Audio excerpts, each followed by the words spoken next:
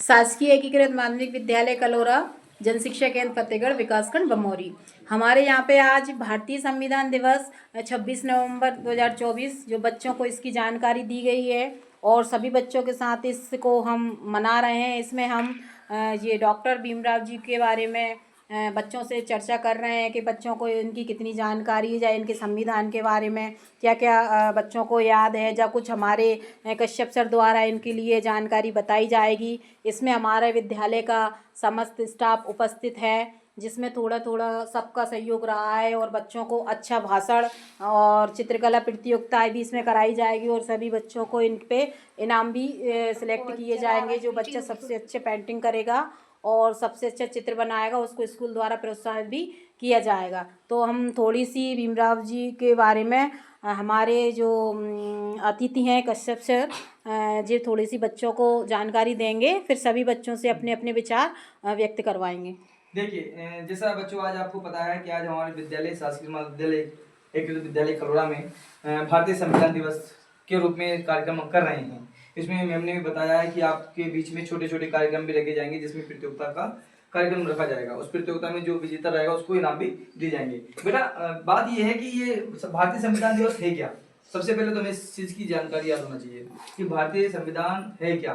तो बेटा, हम कह सकते हैं कि भारतीय संविधान वह चीज है जो हमें सर्वोच्च कानून प्रदान करता है, यानी हमें विभिन्न प्रकार के कानून देता है, जिससे हम हमारे सुख दुख में उन कानूनों को, उन नियमों का हम इस्तेमाल कर सकते हैं अपने जीवन में। ठीक है, अब देखिए क्या होता है। हम कह सकते हैं कि भारतीय जो संविधान था उसके रचयिता हमारे कौन थे, उनकी प्राण आत्मा था किसको कहा जाता है, तो डॉक्टर भीमराव अम्बेडकर। बोल सकते हैं भारत रत्न बाबा साहेब डॉक्टर श्री भीमराव अम्बेडकर जी, इनको इनके जनक कहे जाते हैं, इनके जनक माने जाते हैं। यूँ कह सकते हैं बेटा कि जो भारतीय संविधान था उसको सबसे पहले किसने लाया था, किसके विचार में वो प्लान चला था कि भारतीय संविधान बने। तो बेटा याद रखना डेट 9 दिसंबर सन 1946। 9 दिसंबर 1946 एक व्यक्ति था जिसका नाम था सच्चिदानंद जी। उनके मायने में संविधान के बारे में प्रोसेस आई कि संविधान बनाना चाहिए। फिर उसके लिए पत्र लिखा गया, उसके लिए प्रोसेस की गई है, फिर आगे चलकर संविधान बना भी सही। और ये डेट आप देख लो, पीछे लिखा बोर्ड पे देखो क्या, आज 26 नवंबर। आपको पता है हमारा संविधान 26 नवंबर 1949 को बनकर कंप्लीट हो चुका था। कितना समय लगा पता है इसको बनाने में, याद रख लो, बहुत इंपोर्टेंट बात है ये। कोई पूछे तो संविधान बनाने में कितना समय लगा था, तो याद रखना 2 वर्ष। कितना वर्ष? 2 वर्ष। एक साथ बोलेंगे, कितना वर्ष? 2 वर्ष। 11 माह 18 दिन। कितना वर्ष? 2 वर्ष 11 माह 18 दिन। तो कह सकते हैं इस इतने बड़े समय में अगर किसी चीज का निर्माण हो रहा है तो छोटी मोटी चीज तो है नहीं, वो हो सकती है क्या बोला? नहीं। तो हमारे संविधान को जब बनाया गया ना, तो बेटा उसके 22 भाग थे। कितने भाग थे? 22 भाग हमारे संविधान के किए गए, और उस 22 भागों में हमारी जो धाराएं थी वो 400 से समथिंग है, ज्यादा है, किलोमीटर पता नहीं कितना है। चलो हम फिर भी हम कोशिश कर सकते हैं, अगर हमको बताएं तो जो संविधान की जो धाराएं थी समथिंग 470 थी।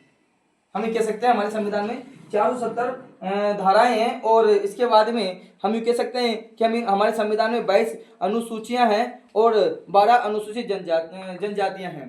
तो हम कह सकते हैं कि संविधान का निर्माण काफी व्यापक रूप पर हुआ है, बहुत बड़े स्तर पर हुआ है। और संविधान ही है बेटा जिसकी वजह से आज और हम यहाँ पर बैठे हैं और हम पढ़ाई कर रहे हैं। हमको पता है कि हम जब हमारा देश गुलाम था उस समय इतनी अच्छी सुविधाएं हमारे विद्यालयों में नहीं थी। ना तो हमें पढ़ने का अधिकार था, न हमें लिखने का अधिकार था, न हमें कहीं घूमने का अधिकार था, या हम कहीं आने जाने की अधिकार था। जैसे हमारा देश आजाद हुआ, स्वतंत्रता मिली, तो सबसे पहले प्रश्न ये उठा कि क्यों ना हमारे स्वतंत्रता के लिए, हमारे अधिकारों के लिए कोई नियम कानून बने। और बेटा वो हुआ।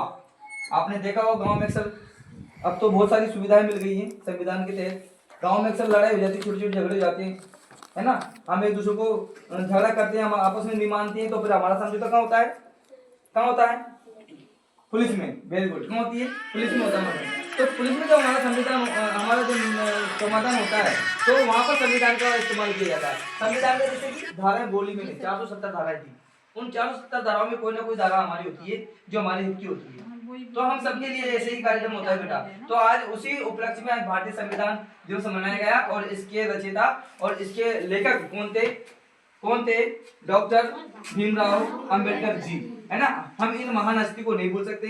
ये वह महान हस्ती है जिन्होंने आज हम सबको यहाँ तक पहुँचाया है, जिन्होंने हमारे सांसों में आज तक दम डाली है। तो ये महान व्यक्ति थे डॉक्टर भीमराव अंबेडकर जी। बच्चे बोलो बेटा साथ में। कौन थे?